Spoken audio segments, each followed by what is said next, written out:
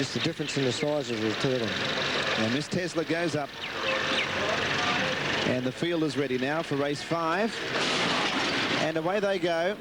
Toil and Shystad both a little slow. Eastern Horizon snagged back to the rear. Galileen jumped well enough to be very forward early. In fact, it's got its head in front of Mappingly. Further out was Federal Agent and Miss Tesla going forward. Del Rancho is going to be right up on the speed. He's 5th at the moment outside Lamelazin. Napier Street's midfield, but it is 3 wide at the moment. Indy Raj was over on the rails. About 2 lengths away, Toil, and then came Shystad. And back to the tail was Eastern Horizon as they run into that first turn now with about 1,400 to go. And Miss Tesla works across the face of the field to lead. Now a length and a half in front of Federal Agent. Third on the inside was Galileen, and a half a length away was Napier Street, but it is 3 wide. 1 off the fence, 5th was Mappingly. A length away Lamelazin, 1.5 to Del Rancho. Next on the inside Indiraj, a half to Starbinder. A length back on the fence Shystad. Second last now was Toil, and a length and a half away Eastern Horizon, who's about 10 lengths off the lead. They've got 1,000 metres to go. The mare in front, Miss Tesla. A length and a quarter clear of Federal Agent. And over on the inside there, running 4th at the moment, was Galileen. Now 3 wide, Napier Street's never been on the track, and it goes up to be 3rd. Mappingly 5th. A length and a quarter then to Lamelazin over on the rails. Del Rancho around it. 1.5 to Starbinder tracking into the race from Indiraj, and then Toil, Shystad and Eastern Horizon as they come to the home turn. They've got 600 metres left to travel now. Miss Tesla being covered on the turn. Led narrowly from Federal Agent. Out there 3 wide was Napier Street. Galileen waiting for the run, but urged along by the same token. And they were followed by Lamelazin. Mappingly hooked out. Next was Del Rancho. Starbinder ridden along. Down to the 300 now. Di went for Miss Tesla. She got a length in front of Galileen. Further out, Mappingly running on, and then came Del Rancho and Starbinder. They're winding up. It's Galileen going up to Miss Tesla at the 250. Mappingly after it. Starbinder putting in the big strides. Galileen hit the front with 150 to go from Mappingly and Miss Tesla. Galileen the leader though, holding Miss Tesla and Mappingly near the post, and Galileen's won it. Second home, I think Mappingly a nose to Miss Tesla. Then Starbinder 4th, Del Rancho next, and Napier Street battled on okay. A break to Lamelazin, then Eastern Horizon. Further back in the field then to Indiraj. A long break then to Shystad, who's pulled up towards the tail with Federal Agent, who got very tight, and Toil has pulled up a long last. Well, a treble for Stephen King. By geez, riding well. It's going to be a great loss in the riding ranks here. We're blessed at the moment with some of the great jockeys we've got here. But this has been a beautiful ride. 7 is second, Mappingly, Gary, and number 2 third, so it's 6, 7 and 2. Yes, he just box-seated this horse, got the nice trail behind Miss Tesla. She ran a great race with the 59 kilos on her back, and Mappingly got home very well for Darren Gauci.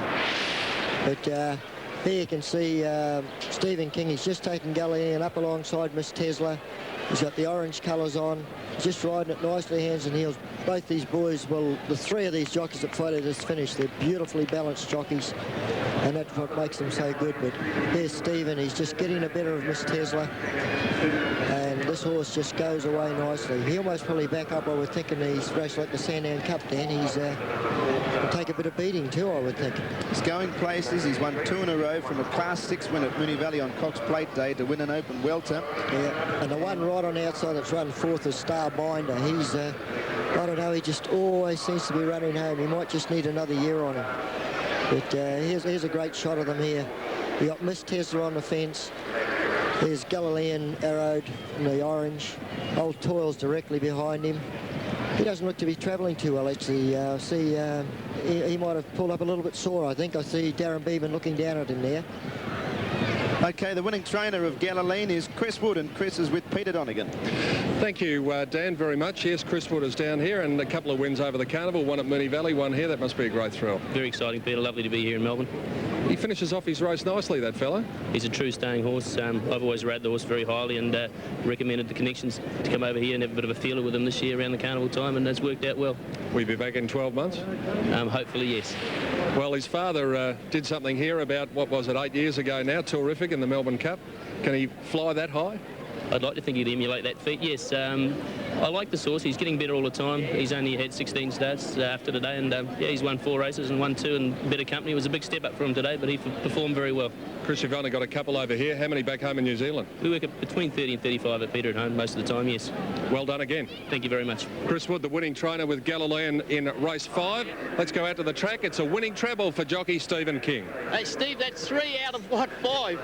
Yeah, Johnny, it's been not a bad day, actually. Hope it continues. Well, you must be pretty impressed with this horse because he settled down beautifully, didn't he, over the 2,000? I think he would have to be. I mean, I think he's the type of horse, the further he goes, the better he will be. So if I was him, I'd press on towards the Sandown Cup. Well, I suppose that'll be in the plan, Steve. Would you be interested in riding him in the Sandown Cup? I'd definitely like the riding, yeah. I'll just have to wait and see. Well, when you get back, you'll have to have a good talk to Chris Woods and talk him into running the horse in the race. But, gee, he looked impressive today. He was. I mean, he took a nice position and, as I said, the mile and a half you'd think would suit him, wouldn't you? Yes, and the Sandown Cup, you know, like this is the sort of race this horse is on the way up, isn't he? That's right. He's on the way up, and I think it's going to be over strong this year. No, good luck, Stevie. Thanks, Johnny. Stephen King has already brought up a winning treble, and he did it on Galilean. So the numbers there, 6, 7 and 2 mappingly. Darren Gauci second. There's Tesla boxing on after leading Shane Dye. Time for the journey, 2 minutes, 1.3 seconds. And as Stephen King returns to scale after his third win from 5 races, well, can he make it 4 in the next event on the program? It's the big one. He won't make it 4 because his Mount Revada was a scratching.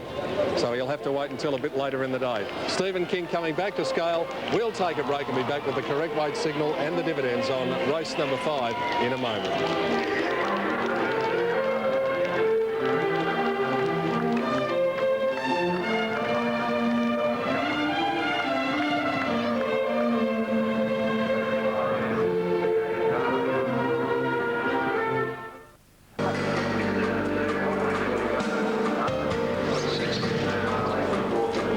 The ritual going on after race 5, the Village Roadshow Welter. Stephen King having already arrived on the scales and weighed in along with Darren Gauci and Shane Dye. The other 3 boys are up and gone, and correct weight has been notified. The Whitman's correct weight signal, weight is right. 2:1.3 the time on race 5, and with correct weight, here are the official dividends with Dan. $9.10 and $2.70 for Galilean, number 6, defeating 7 Mappingly, returns $2.70, and 2 Miss Tesla, $2.80. Quinella, $45.50, the trifecta, $625.60, and the race-to-race double returning $42.40 on 6, 7 and 2 on race 5 at Flemington. Jennifer, we knew it was going to be a day of good value if you could find the winners, and it's certainly proving that way with most of the runners at pretty good odds. Yes, not too bad at all, so let's hope that you are backing a winner at home. Well, you're going to find it hard to back the winner of the next race because there are so many chances. Before we have a look at the presentation for race 5, they're getting set for that. How can you sort this race out? Because you could pick a dozen of them, really. Oh, you certainly could, Peter. There's no doubt about that. Number 12 I'm sticking with here, Will Fly. She's won her last couple of races, and on both occasions she's carried 57 kilos. Today she drops down to 51.5, and she's in great form, so I think she'll be hard to beat. Number 11, Prairie, a terrific win here on Saturday, an excellent ride too by Darren Gauci. And number 2, Tamper Lane, as I mentioned earlier in the Cox Plate, he did lead up, and it really doesn't suit his style of racing. He's a good, honest racehorse and a good chance. Well, I've gone for Pengaloo, number 5, at each way odds to win from the giant horse Holy Roller. I'm like you, I think Will Fly's got a real good chance too, Jen, and probably Moss Downs, which ran a very good race in the WS Cox Plate. Well, they're set for the presentations now. Here's Rob Gaylard after race 5. Thank you. The Village Roadshow Welter has been run and won, and some very impressive trophies we're having a look at down here, but Mr. Robert Hunter is representing the VRC at this presentation. But to begin it, I introduce to you Mr. Rock Kirby, who is the President, Village Roadshow Corporation. Good afternoon, ladies and gentlemen. I want to say that my company, Village Roadshow, is proud and honoured to be able to sponsor a race to support the Victorian Racing Club, and also at this world famous course of Flemington. And it's been a very proud day for us to come here and support a race for the Victorian Racing Club, and also, as I said, at this world famous course of Flemington. Now, I'd like to present the trainer with the winning trophy, and he's going to accept it on behalf of the owner. So the presentation's going on after race 5, and that paves the way for the Chrysler Stakes, race number 6 on the card. Some happy owners there. Well, it's always a thrill to win any race over the carnival. And there's the aerial shot of the 5th race on the program, looking down from the Whitman's Lightship. And here's Galilean finishing off his race in very good style. That's Miss Tesla over on the inside, running into second placing out wide, Mappingly about to get up on the outside of Miss Tesla. But as Chris Wood said, that fellow really does finish off his races pretty well. That's the favourite Del Rancho back in about 5th spot in the gold colours with the blue stars. So that was what it looked like from up above. Let's head down to the betting ring now and see what the activity is prior to the running of race number 6 on the card. There are the tote figures. You can see it's a wide open betting affair here with Tarnpur Lane, Catalan Opening, King Ivor and Holy Roller amongst the main chances on the first page of the race. And on the second page of the race, well, there's any number of chances there as well, including Prairie from the John Hawke stable, Will Fly, the one that Jennifer's gone for in the race, round about the $17 mark. And then you go over the page to the rest of the runners, and we see that Day Rabat has given a chance. Tim Gossage, what are the bookmakers making of it early on? Very open race down here, Pete. If you like something, you're getting fantastic value. Holy Roller, Tarnpur Lane, King Ivor and Catalan Opening all opened up, pretty much joint favourites. And the one Jen's thrown out, if you like it, it's $17 on the tote. That's where you should be backing it, because it's about 5 points shorter in the ring. I was just thinking that baby bore a remarkable resemblance to you, the one that's standing beside you. It's got more hair and it's not grey like mine. Tim Gossage and friends down in the betting ring prior to the Chrysler Stakes, the big race on the program. Always a great race over a very good horse's distance, the 1,600 metres or the metric mile. That's coming up at 2:45, Sandra. We're looking forward to it. We are certainly looking forward to it, Peter. And joining me now are two of the stars and some of our favourite stars on Neighbours, Ian Rawlings and Rebecca Rittis. Thanks for joining us, the father and daughter team. Indeed, thank you. It's nice to be here. Now, it's great to have you here. How are you going with your punting so far? Beck's going all right. I'm going fairly ordinary at the moment. Well, I haven't won. Haven't you? No. Oh, I've lost, yeah. I think you've lost more than me. I think you've won more than me, though. Oh, well. You haven't lost as much as me.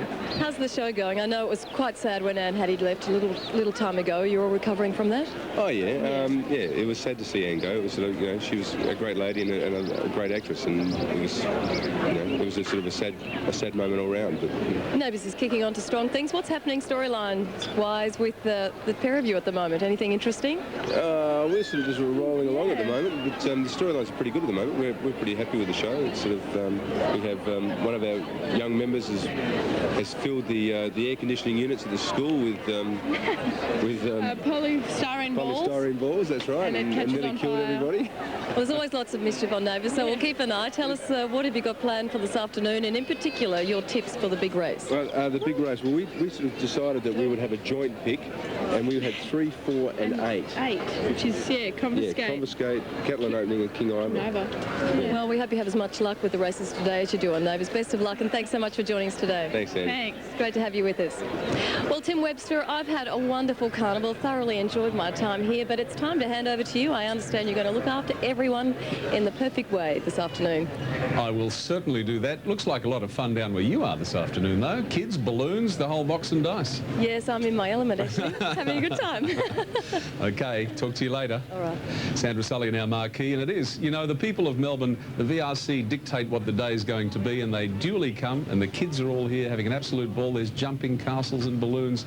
It's a hell of a lot of fun. There they are, and there's young ones all over the place just having the time of their lives on Stakes Day, the final day of the Spring Racing Carnival from beautiful Flemington, and a beautiful day it is too. The breeze has just made everything nice and clean and fresh. There's Punch. Was Judy there? She might have got decked. Only kidding. But there's Flemington looking an absolute picture today. Well, now, part of being a racehorse trainer is that you must love the animal, because if you didn't, believe me, horses can be very frustrating indeed. Well, Brian Mayfield Smith took that one step further. His love of endangered species meant he gave up training for a while to follow their cause. It wasn't that long ago that Brian Mayfield Smith had the racing world at his feet. He'd achieved the unthinkable, toppling the legendary TJ Smith from his perennial perch as Sydney's leading trainer. The winners and the stake money continued to roll in, but something was missing in his life. His thoughts were more with other animals, such as the African elephant, and notably the endangered black rhino and its fight for survival. There's only about 2,000 in Africa now, and most of those are under armed guard in national parks and wildlife conservancies,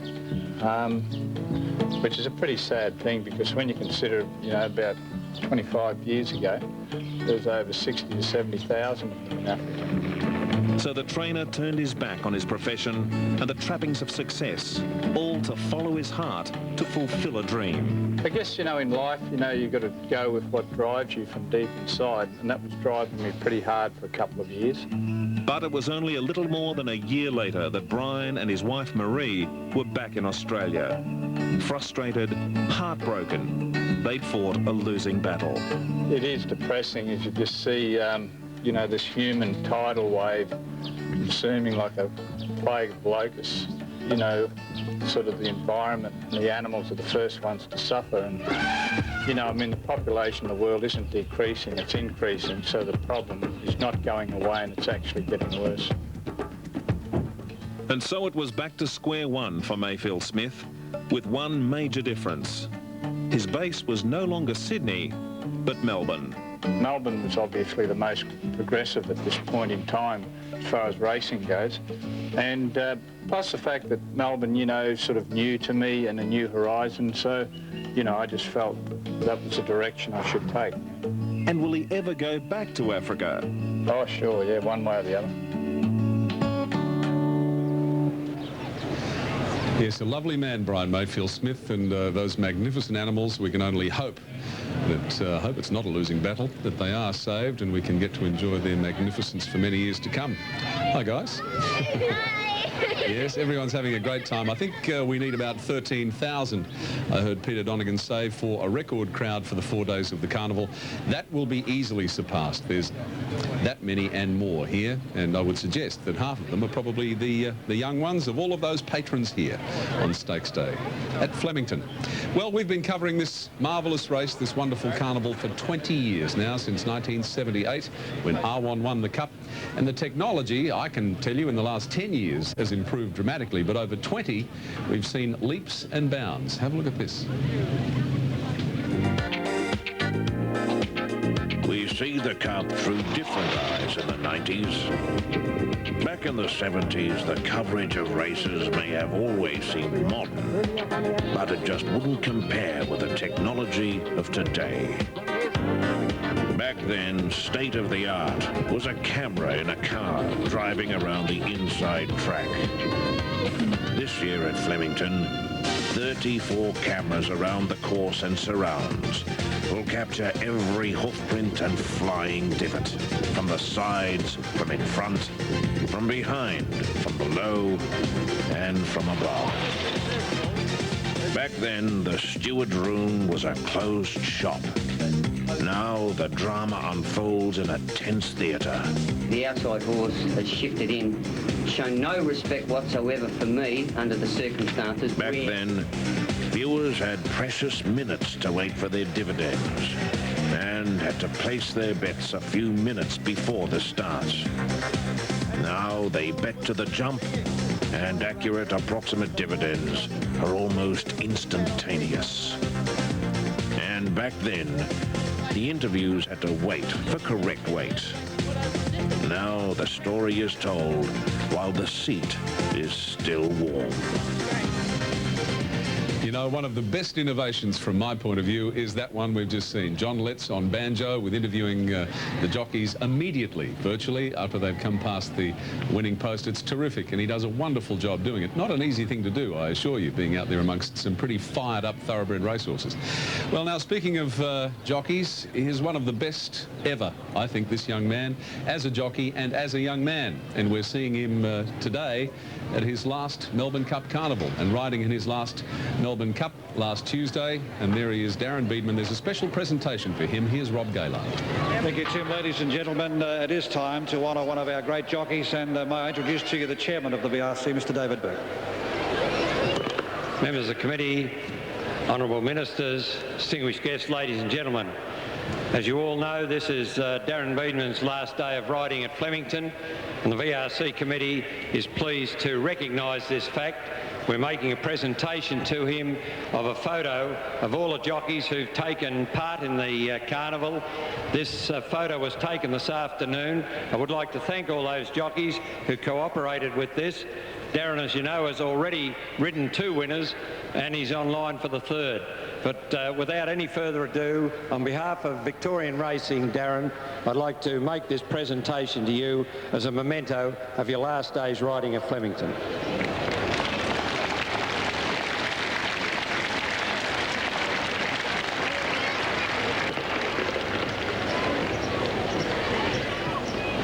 Mr Burke, members of the VRC, the Honourable Minister, distinguished guests, ladies and gentlemen. Well, they caught me a little bit by surprise, but I'm very grateful of it, and I really truly appreciate what the VRC have done for me today in giving me a farewell. My wife and myself and my family have had such a tremendous time in racing, and the VRC, and anything they can do for us while we're down here, they're more than helpful, and I really appreciate, and I thank them dearly for the effort that they have helped us, and I'd like to congratulate them on their carnival. This is the best carnival that I've ridden at, as far as the way it's been promoted, the crowd, the horses I've ridden. I've just had a fabulous time, and it's going to be a memorable one, but I really feel at peace in the decision I've made, and I guess I can say probably the greatest thing that I've achieved out of racing is the joy that I've experienced and the people that I've met. You know, you go through life and you can meet, especially in racing, you can meet people from the right down the bottom of the ladder to the top of the ladder, and you meet a wide range of people, a cross-section of people, and that's one the great things about racing. You meet all kinds of people in it, and it's great to be a part of it with you. I'd also like to thank all my fellow jockey mates in there. They've been a great support. I've had a lot of fun times with them, a lot of memorable times, and I'll keep them with me. I'd also like to thank all the owners and trainers that have supported me throughout the carnivals that I've come down here.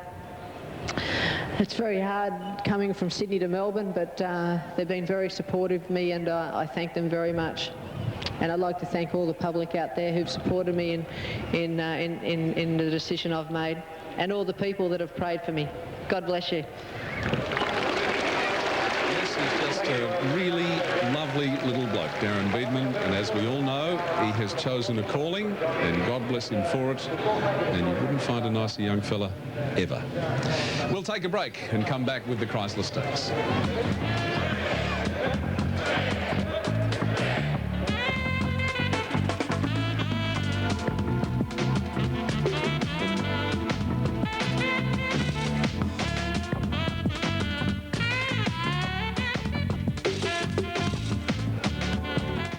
Tonight.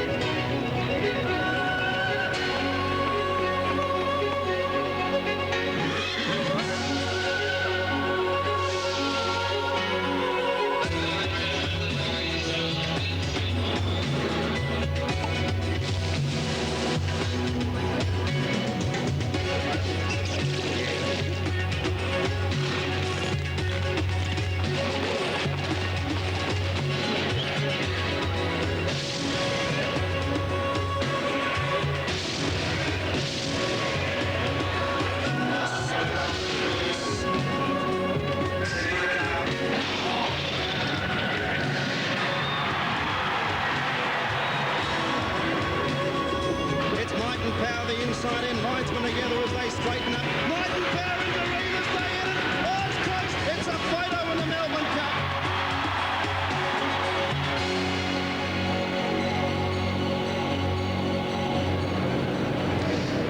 Yes, what a wonderful week it has been. That was Might and Power, of course, and Jimmy Cassidy celebrating the Melbourne Cup. One more feature race to go. That is the Chrysler Stakes, and gee, I tell you what, it's not far away. Great crowd here, really, but why wouldn't there be? It's a beautiful day. Some pretty good racing around too, and this race will be very open indeed.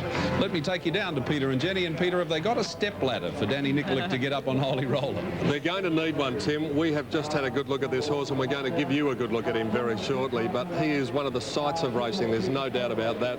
What a huge horse he is, Jen. Oh, the groom should be paid extra to groom him. There's so much of him, isn't there? We'll have a look at him in a moment, but this is a field full of quality, the Chrysler Stakes. 1,600 metres, Group 1, the last big race at the Carnival. And lead us off with Moss Downs #1, Jen, to be ridden by Greg Hall for Chris McNabb at Ballarat. And I thought his run in the Cox Plate at Moonee Valley was very good. Yes, he settled down last there in the Cox Plate and he ran on quite well. My only concern with him here, Peter, is he's got 58 kilos against a few of these, and I just wonder whether or not that'll weigh him down towards the end of this race. But he has been racing well, maybe a place chance. On the other hand, Tarnpur Lane, well, you really wanted to get off him probably 300 metres after the start of the Cox Plate. Shane Dyer's the rider today for Cliff Brown. Gavin Eads rode him in the Cox Plate, and we'll take a look at Tarnpur Lane #2, and he was just up on the bit. He wanted to hang, he did everything wrong, so it pays to forget about the run. Yes, it does, and if you go back to his run prior to that, he did run third at Caulfield behind Falonte. He probably had every chance there, but he's a very, very honest racehorse. He's never far away, and forget that last run, as Peter was mentioning. So he's a definite chance in the race. And he should have nearly won the Epsom, which is the form race of the spring. #3 is Catalan Opening. Darren Beedman wearing the colours that he carried aboard Saintly last year, and we've just seen the emotional farewell to him. Wouldn't it be great to see him win the last big race of the Carnival? Particularly in these colours, it means so much to him, doesn't it? He went terrific in the Caulfield Cup, this horse, and if you go back to his Epsom run, he wasn't beaten all that far on that occasion, so he's a good chance. King Ivor with Jim Cassidy for Jack Denham. Of course, the stable's already won the Melbourne Cup. Now, that is Pengaloo #5. But let's talk about King Ivor first, #4, and what about his chance? Well, he's rarely far away in his races either, this fellow. He got back at Moonee Valley, didn't have a great deal of luck there, and I'd forget his Caulfield run, he was very wide there, so not a bad chance. I think Pengaloo's got a great each-way chance on his run in the Toorak, and I thought he was pretty good up the straight the other day. #5, Greg Childs will take the ride for Peter Hayes, and the Hayes stable has had so much success in this race over the years. Then we go over to #6, Brad's son, Glenn Boss. I thought he was given every chance at Flemington on Saturday, and I just doubt if he's quite up to some of these. Now, feast your eyes on this. #7, Holy Roller, Danny Nikolic. I hope he doesn't have fear of heights, because if he does, he's in big strife. Have a look at the size of this horse compared to the one in front of it. Full 18 hands he is, Holy Roller. He settled down and hooked out and went round them to score at Moonee Valley in very good style. I'm sure he'll make his presence felt. Another one of the John Hawkes runners, Jen, Confiscate for Damien Oliver. Step up in class here. Yes, he was given every chance, and he was too good on Saturday to win over the 1,400 metres. He looks a solid chance in this as well. You think Mono's Cave's got a chance at big odds, Brian York? He's at very big odds, Peter, and I wouldn't be surprised to see him run better than he did on Saturday. He was a bit tight on that occasion. He's a better horse than that. No, a good rough chance. 9 Prairie ran on nicely. Interestingly, Darren Gauchi's elected to stick with this mare. Yes, and a terrific ride by Darren there too on Saturday. Absolutely bolted in there. Racing well and definite chance again. You like Will Fly at big odds, Craig Williams? Yes, she's in terrific form. Definite class rise for her, but well weighted here. She won't know herself with 51.5 on her back, and she's a very good chance. Okay, that's Prairie. Let's take a look at Will Fly, #12. There she is. And then we'll go on to #13, and that is Crow